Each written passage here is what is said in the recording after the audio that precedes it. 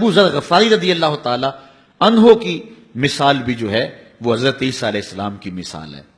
فقیرانہ درویشانہ زندگی گزاری، حضور کی صحبت میں وقت گزرا، باقی ساری زندگی ایسے گزار دی.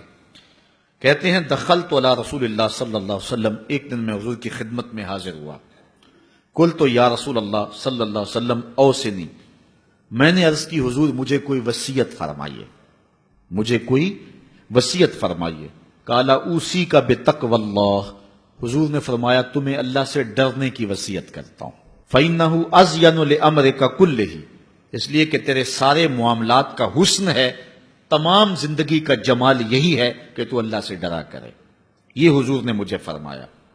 قلت زدنی، میں نے عرض کی حضور یہ عمل ہوگا کوئی اور وصیت فرمائیے. تو حضور علیہ السلام نے ارشاد فرمایا علیک بتلاوت القرآن و ذکر اللہ عز وجل فإنہ ذکر لک فی السماء و نور لک فی الارض. فرمایا ایک تو قرآن مجید کی تلاوت کیا کرو، دوسرا ذکر اللہ کیا کرو، آسمان پر اس سے تمہارا ذکر ہوگا اور زمین میں تمہارے لیے باعث نور ہے، تمہیں من میں چراغاں نصیب ہوگا اور تمہارے لیے روشنی ہوگی ان دو کاموں کے کرنے سے. قلت زدنی، میں نے عرض کی حضور اس پہ بھی عمل ہوگا کوئی اور ارشاد فرمائیے. اللہ اکبر. حضور علیہ السلام نے ارشاد فرمایا علیک بطول الصمت، تمہارے اوپر زیادہ خاموشی اختیار کرنا ہے، زیادہ باتیں نہ کیا کرو، لمبی خاموشی رکھا کرو.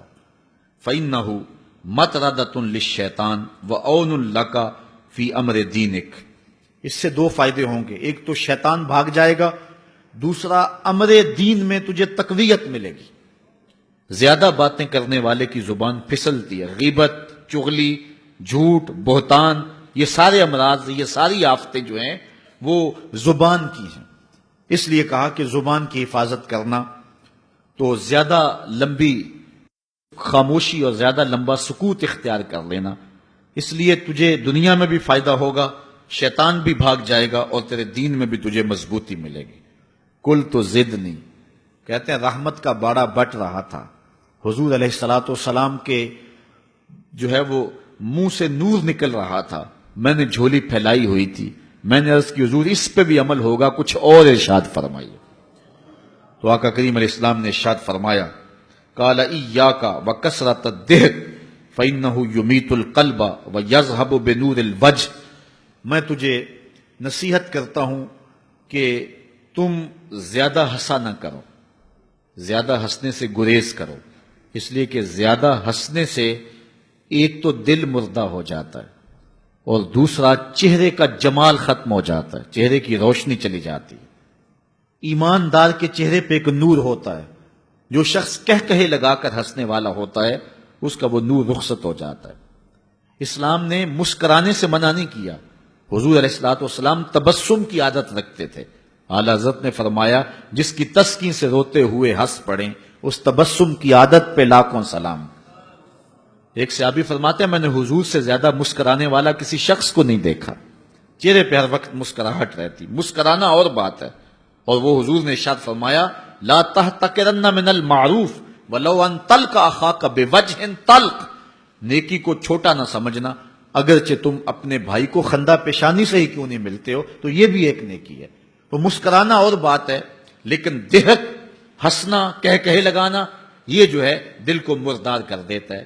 اور دل کا مردہ ہونا کیا ہے؟ دل کا سخت ہو جانا ہے. اگر کسی کا دل سخت ہے تو شریعت اس دل کو دل مردہ کہتی ہے. اللہ اکبر. تو فرمایا ایاک وکثرۃ الضحک، زیادہ ہنسنے سے بچو. فإنہ یمیت القلب ویذھب بنور الوجہ، دل کو مردہ کر دیتا ہے، چہرے کی رونق لے جاتا ہے. قلت زدنی، میں نے عرض کی حضور کچھ اور ارشاد فرما دی. موج لگی ہوئی ہے، باڑا بٹ رہا ہے، انوار اتر رہے ہیں، مسجد نبوی کا صحن ہے، حضور ارشاد کر رہے ہیں اور منہ سے پھول جھڑ رہے ہیں، منہ سے پھول جڑ رہے ہیں اور حضرت سید ابو ذر غفاری اپنے دامن میں سمیٹ رہے ہیں. عرض کی حضور کچھ اور بھی ارشاد فرما دیجئے. قال قل الحق وان کان مرا، اے ابو ذر پھر حق کہنا چاہے کڑوا کیوں نہ ہو. سچی بات کہنی کڑوی تو ہوتی ہے. بابا بلے شاہ نے بھی کہا نا سچ آنکھیں پامبڑ مچدا ہے. جب سچی بات کہو گے تو کئی لوگ ناراض ہو جائیں گے، اپنے بھی خفا مجھ سے ہیں، بیگانے بھی ناخوش کہ میں زہر ہلاہل کو کبھی کہہ نہ سکا کاند، بات وہی کہتا ہوں سمجھتا ہوں جسے حق، نئے ابلہ مسجد ہوں نئے تہذیب کا فرزند۔ تو یہ تو سچی بات کرنے سے یقیناً بہت سارے لوگ ناراض ہوں گے، جن کے مفادات پہ زد پڑے گی تو وہ ناراض تو ہوں گے ہی ہوں۔ تو فرمایا اے ابو ذر قل الحق وان کان مرن، حق کہنا چاہے کڑوا ہی کیوں نہ ہو۔ کل تو زدنی، میں نے عرض کی حضور یہ بھی ہو گیا، کچھ اور عطا فرمائیے۔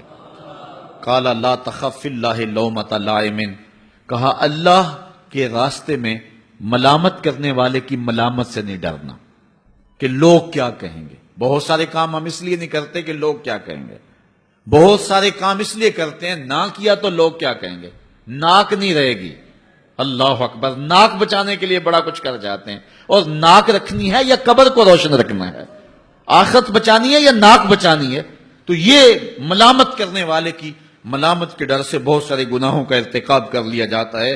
فرمایا لا تخف فی اللہ لومۃ لائم، قل تو زدنی، میں نے عرض کی حضور کچھ اور بھی ارشاد فرما دی۔ حضرت ابو ذر غفاری نے جھولی ہی پھیلا لی حضور کے سامنے۔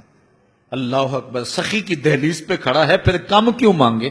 آواز پہ آواز لگا اور بھی کچھ مانگ، یہ کیفیت بنی ہوئی ہے حضرت ابو ذر غفاری کی۔ کہتے ہیں میں نے کہا کل تو زدنی، تو حضور علیہ السلام نے آخری بات جو مجھے ارشاد فرمائی وہ سنیے۔ کالا لیحجزک عن الناس ما تعلم من نفسک، اے ابو ذر اپنے عیب دیکھتا رہے تاکہ دوسروں کے عیب دیکھنے کا موقع ہی نہ ملے، اپنے من میں ہی اتر جا، تجھے اوروں کے عیوب دیکھنے کا موقع ہی نہ ملے۔